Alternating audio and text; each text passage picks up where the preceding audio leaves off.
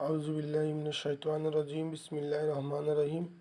এখন দৈনিক আমাদের বসুন্ধরার পত্রিকা একটি জাতীয় দৈনিক পত্রিকা।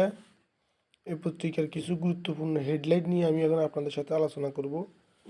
যেমন এই পত্রিকাতে একটি হেডলাইন হলো সহিংস কর্মকাণ্ড বন্ধে প্রতিশ্রুতি, আওয়ামী লীগ লকডাউন নড়েচড়ে বসেছে প্রশাসন। আমি আপনাদেরকে দেখানোর চেষ্টা করতেছি। গত ১.৫ বছর ধরে আওয়ামী লীগের শীর্ষ নেতারা হয় দেশের বাইরে না হয় কারাগারে অবস্থান করেছে। এটা হলো আওয়ামী লীগের এই সহিংস কর্মকাণ্ড বন্ধে প্রতিশ্রুতি। দ্বিতীয় যে গুরুত্বপূর্ণ রিপোর্ট, বন্দরে পড়ে থাকা বিপজ্জনক পণ্যের কন্টেইনার ধ্বংসের উদ্যোগ। এখানে কন্টেইনার চট্টগ্রাম বন্দরে দীর্ঘদিন বন্দরে বিপুল সংখ্যক বিপজ্জনক পণ্যের কন্টেইনার পড়ে রয়েছে, যা বন্দরের সার্বিক নিরাপত্তার জন্য হুমকি। এ বিষয়ে প্রশাসন দ্রুত বন্দরের পড়ে থাকা বিপজ্জনক পণ্যের কন্টেইনার খুব দ্রুত ধ্বংস করা উচিত। তা না হলে 19টি বিপজ্জনক পণ্য সমৃদ্ধ কন্টেইনার ধ্বংস করে। যদিও বন্দরে ও শতাধিক বিপজ্জনক কেমিক্যাল বোঝাই কন্টেইনার পড়ে রয়েছে।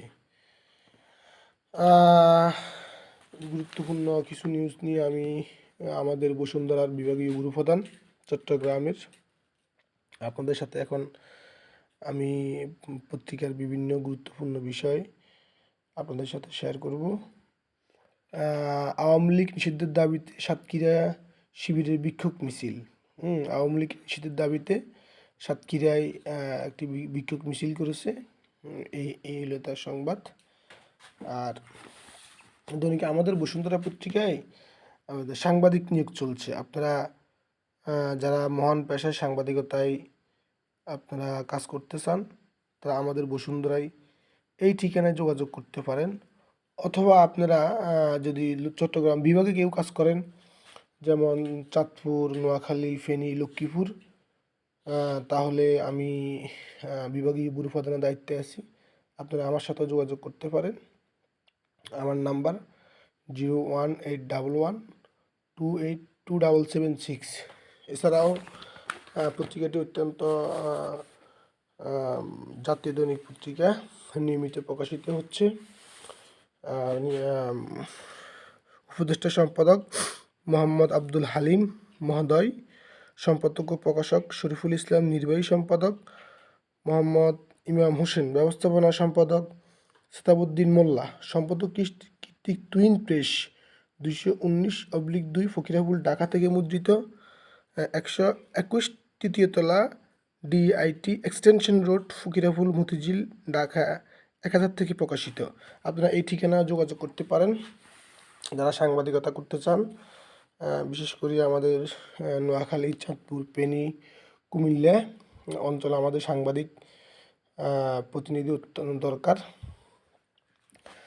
দৈনিক আমাদের বসুন্ধরার আরও কিছু গুরুত্বপূর্ণ হেডলাইন নিয়ে আমি আপনার সাথে কথা বলবো। যে আওয়ামী লীগ ঠেকাতে মাঠে নামছে জামাত।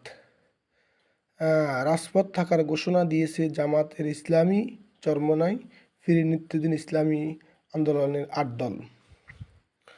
ওনারা দাবি, ওনারা আওয়ামী লীগকে ঠেকাতে মাঠে থাকবে জামাত। কার্যক্রম নিষিদ্ধ আওয়ামী লীগের ডাকা লকডাউন কর্মসূচিতে ফেসিবাদীদের নাশকতার আখ্যা দিয়ে আগামীকাল বৃহস্পতিবার রাজপথে থাকার ঘোষণা দিয়েছে জামাতে ইসলাম চরমনাই ফিরে নেতৃত্বাধীন ইসলামী আন্দোলন সহ 8 দল। এই হলো আমাদের বসুন্ধরার গুরুত্বপূর্ণ কিছু হেডলাইন এবং গুরুত্বপূর্ণ কিছু নিউজ। এছাড়াও আর একটি গুরুত্বপূর্ণ সংবাদ আধুনিক আমাদের বসুন্ধরা পত্রিকায় প্রকাশিত হয়েছে। 11 মাসে এসেছে বাংলাদেশে 1,36,000 নতুন রোহিঙ্গা। গত 11 মাসেও কিন্তু অনেক পরিমাণ রোহিঙ্গা এসেছে। সেটা গত ডিসেম্বর থেকে এই বছরের অক্টোবর পর্যন্ত নতুন আগত নিবন্ধনের রোহিঙ্গার সংখ্যা 1,36,640 জন। তারা নতুন করে বাংলাদেশে প্রবেশ করেছে বলে জানিয়েছেন জাতিসংঘের শরণার্থী বিষয়ক সংস্থা UNHCR। এই হলো আমাদের বসুন্ধরার গুরুত্বপূর্ণ কিছু হেডলাইন। আমাদের বসুন্ধরা পত্রিকা আপনারা নিয়মিত যদি পড়তে চান তাহলে আপনারা এই যে এই ঠিকানায় আপনারা যোগাযোগ করে আপনারা হকারকে বলতে পারেন। হকারের মাধ্যমে আপনারা পত্রিকা পেতে পারেন। রূপগঞ্জে যুবদল নেতাকে গুলি করে কুপিয়ে 3.5 লক্ষ টাকা লুট।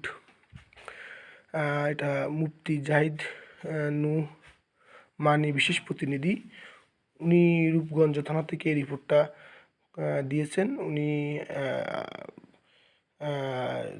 যুবদল নেতা সংবাদটি প্রকাশ করেছেন। এছাড়াও বিজয়নগর গ্রামীণ ব্যাংক পেট্রোল ডিলে অগ্নিসংযোগ, গ্রামীণ ব্যাংকের একটা গ্রামীণ ব্যাংকে অগ্নিসংযোগ করা হয়েছে। এটা বামনবাড়িয়া, কলিবুরু চিফ বামনবাড়িয়া থেকে আমাদের প্রতিনিধি সংবাদটি প্রকাশ করেছে। এই আমাদের বসুন্ধরা পত্রিকার গুরুত্বপূর্ণ কিছু হেডলাইন নিয়ে আপনাদের সাথে কথা বলছি আমি, চট্টগ্রাম বিভাগীয় ব্যুরো প্রধান মোহাম্মদ ইয়াসিন আরাফাত।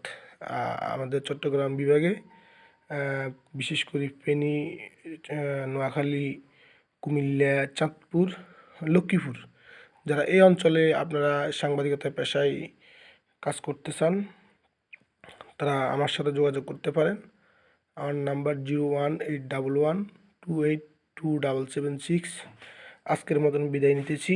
তবে আবারও নতুন কোনো সংবাদ নিয়ে, নতুন কোনো খবর নিয়ে আপনাদের সাথে আমি শেয়ার করব। আসসালামু আলাইকুম ওয়া রাহমাতুল্লাহ।